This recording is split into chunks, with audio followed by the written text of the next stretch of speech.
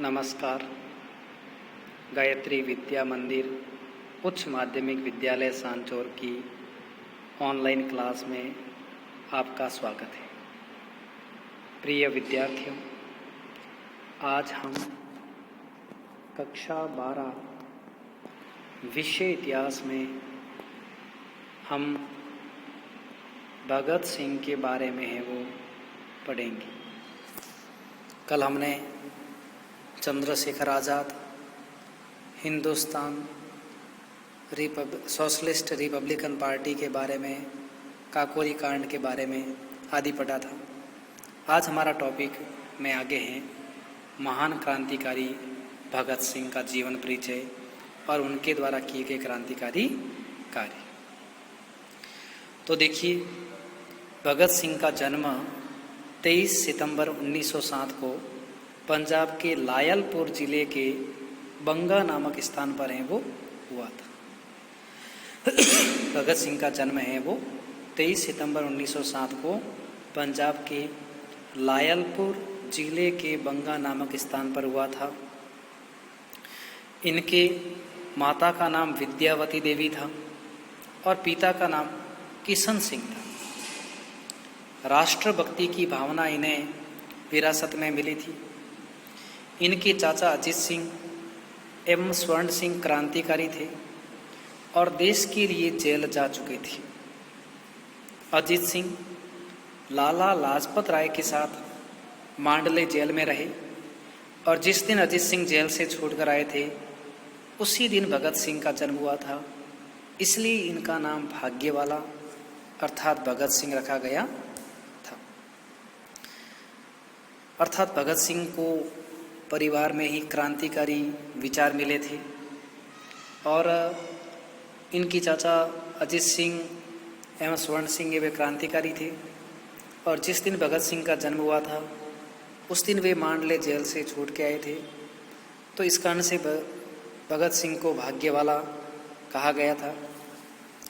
भगत सिंह ने लाहौर के DAV college में अध्ययन किया। लाहौर में सचिंद्र नाथ सान्याल से मिलने के बाद ये क्रांतिकारी गतिविधियों में सक्रिय हो गए। सचिंद्र नाथ सान्याल ने इन्हें क्रांतिकारी गतिविधियों के प्रशिक्षण के लिए कानपुर भेजा और कानपुर में भगत सिंह ने गणेश शंकर विद्यार्थी के समाचार पत्र प्रताप में बलवंत नाम से क्रांतिकारी लेख हैं वो लिखे थे। किसने लिखे थे? भगत सिंह।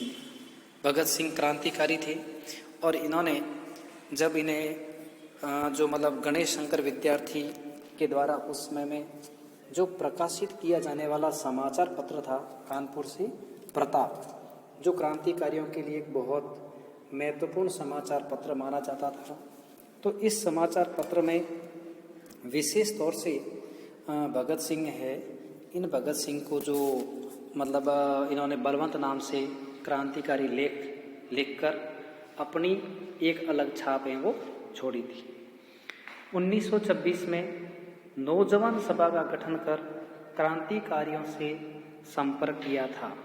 अर्थात इन्होंने 1926 में नौजवान सभा नामक एक सोसाइटी स्थापित की थी और क्रांतिकारियों से संपर्क का कार्य है वो शुरू किया था। भगत सिंह ने क्रांतिकारियों को प्रसिद्ध नारा इंकलाब जिंदाबाद का दिया था।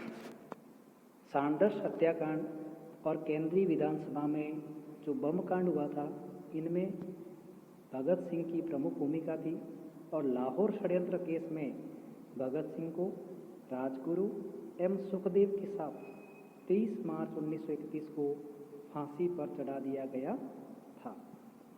और महाराष्ट्र के राजगुरु जब वीर सावरकर का भाषण सुनने के लिए काशी विश्वविद्यालय में गए थे तब इनकी भेंट भगत सिंह से हुई और इन्होंने शारीरिक शिक्षक के रूप में कार्य किया। सांडर्स हत्याकांड में भगत सिंह के साथ थे और सांडर्स को पहली गोली राजगुरु ने ही मारी थी। अर्थात महाराष्ट्र के राजगुरु जब वीर सावरकर का भाषण सुनने के लिए काशी विश्वविद्यालय गए हुए थे तब इनकी भेंट भगत सिंह से हुई और इन्होंने शारीरिक शिक्षक के रूप में कार्य किया और सैंडर्स हत्याकांड में भगत सिंह के साथ थे और सैंडर्स को पहली गोली किसने मारी थी? राजगुरु ने मारी थी।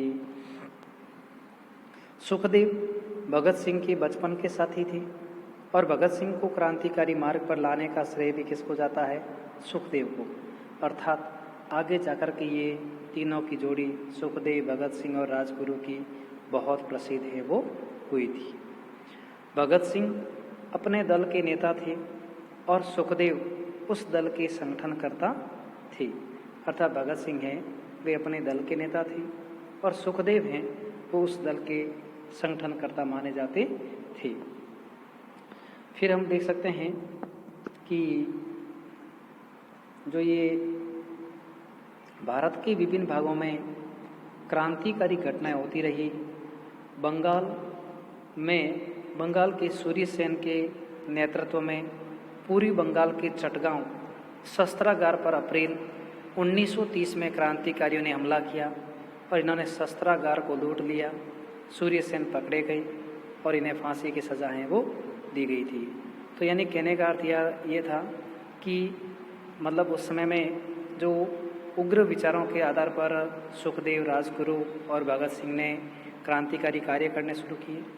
और इसके अलावा जब बंगाल के सूर्य सेन के नेतृत्व में पूर्वी बंगाल के चटगांव के शस्त्रागार पर अप्रैल 1930 में क्रांतिकारियों ने हमला किया और इन्होंने शस्त्रागार को लूट लिया, तो सूर्य सेन पकड़े गए और उन्हें फांसी की सज़ा है वो दी गई थी। अब हम आगे बात करते हैं आज़ाद हिंद फौज के बारे में। तो देखिए, द्वितीय विश्व युद्ध में दिसंबर 1941 में जापानियों ने उत्तर मलाया में ब्रिटिश सेना को पराजित कर दिया और इसके बाद हम देखते हैं मलाया में कैप्टन मोहन सिंह के मन में आज़ाद हिंद फौज के गठन का विचार है वो आया था।